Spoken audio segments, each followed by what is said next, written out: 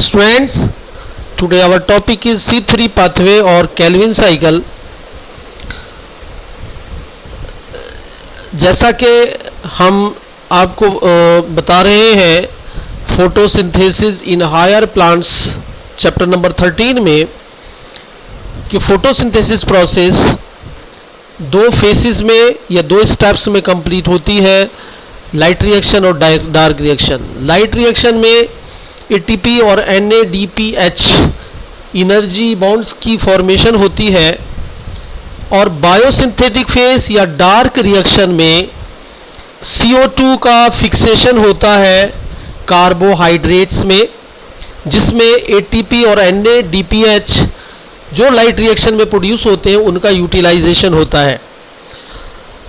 Light reaction थाइलेक्वाइड्स में होती है और डार्क रिएक्शन स्ट्रोमा में होती है, क्लोरोप्लास्ट में। डार्क रिएक्शन में series of enzymes catalysed reactions होती हैं, यानी बहुत सारी केमिकल रिएक्शंस होती हैं जिनको एंजाइम्स कंट्रोल करते हैं। बायोसिंथेटिक फेस में C3 पाथवे या कैल्विन साइकिल ऑपरेट होता है। कैल्विन साइकिल जो है वो सारे फोटोसिंथेटिक प्लांट्स में होता है, चाहे वो C3 प्लांट्स हो या C4 प्लांट्स हो। और कैल्विन साइकिल में कार्बन डाइऑक्साइड का फिक्सेशन होता है ग्लूकोज में। कैल्विन साइकिल 3 फेसेस में या 3 स्टेप्स में कंप्लीट होता है, carboxylation, reduction and regeneration. Diagram में आप देख सकते हो कि कार्बन डाइऑक्साइड एटमॉस्फेयर से एंटर करती है प्लांट्स की लीव्स में स्टोमेटा के थ्रू और वो पहुंचती है मीजोफिल सेल्स के क्लोरोप्लास्ट में। क्लोरोप्लास्ट के स्टोमा में 5 कार्बन कंपाउंड होता है, राइबुलोज 1,5 बिसफास्फेट। ये प्राइमरी एक्सेप्टर होता है CO2 का, और CO2 राइबुलोज 1,5 बिसफास्फेट से मिलकर 3 कार्बन वाले 2 कंपाउंड्स बनाती है, 2 मॉलिक्यूल्स बनाती है 3 कार्बन वाले 3-फास्फोग्लिसरेट, और इस प्रोसेस को हम कार्बोक्सिलेशन कहते हैं। और ये 3-फास्फोग्लिसरेट जो है इसमें सीरीज ऑफ रिएक्शंस होती हैं और ये एक CH2 इसमें से रिमूव हो जाता है। इसको हम रिडक्शन प्रोसेस कहते हैं और इस प्रोसेस में ATP और NADPH का यूटिलाइजेशन होता है।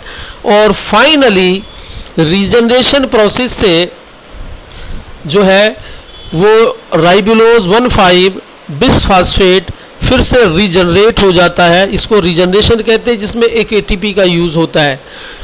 इस तरह से 6 साइकिल्स कंप्लीट होने पर जो है एक ग्लूकोज का मॉलिक्यूल बनता है और ग्लूकोज बाद में चेंज हो जाता है सुक्रोज में, और सुक्रोज चेंज हो जाता है स्टार्च में। तो अब हम बताना चाहेंगे आपको डेफिनेशंस कार्बोक्सिलेशन, रिडक्शन और रीजनरेशन की। कार्बोक्सिलेशन प्रोसेस में क्या होता है? During carboxylation CO2 combines with ribulose 1,5 bisphosphate to produce 3-phosphoglyceric acid और PGA in presence of an enzyme Rubisco। एक एंजाइम है Rubisco जिसका नाम है राइबुलोज बिसफास्फेट कार्बोक्सिलेज ऑक्सीजिनेज। इस एंजाइम की प्रेजेंस में कार्बोक्सिलेशन होता है और PGA की फॉर्मेशन होती है। दूसरा स्टेप, जैसा कि हमने अभी आपको एक्सप्लेन किया था डायग्राम में, रिडक्शन प्रोसेस में सीरीज ऑफ रिएक्शंस होती हैं और उससे जो है वो फाइनली ग्लूकोज की फॉर्मेशन होती है। और इस स्टेप में 2 मॉलिक्यूल्स ATP के और 2 मॉलिक्यूल्स NADPH के यूटिलाइज होते हैं फास्फोराइलेशन और रिडक्शन के लिए CO2 के। और फाइनल स्टेप रीजनरेशन है। रीजनरेशन प्रोसेस में CO2 एक्सेप्टर राइबुलोज 1,5 बिसफास्फेट फिर से रीजनरेट हो जाता है, क्योंकि इसका रीजनरेट होना क्रूशियल है, इंपॉर्टेंट है। ताकि ये साइकिल जो है वो अनइंटरप्टेड जो है वो चलता रहे।